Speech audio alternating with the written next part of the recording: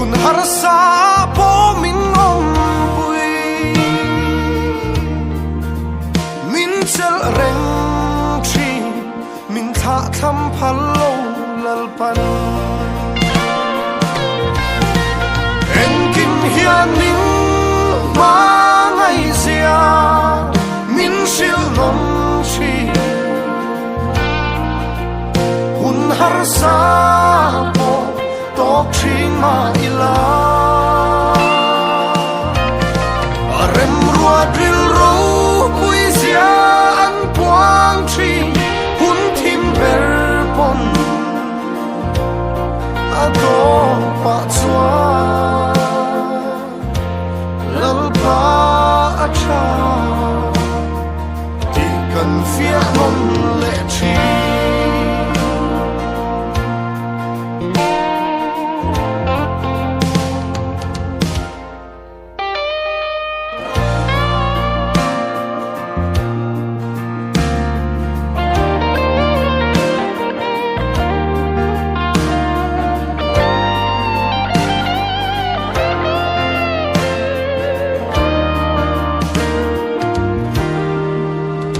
din mun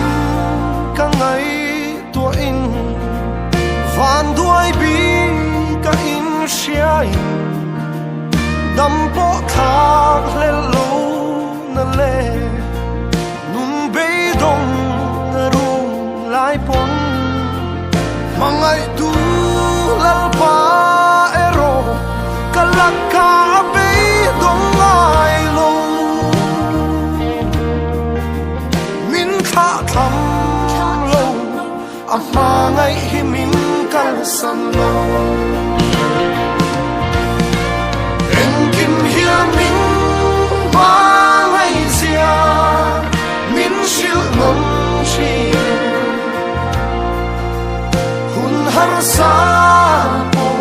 tok chi ma ila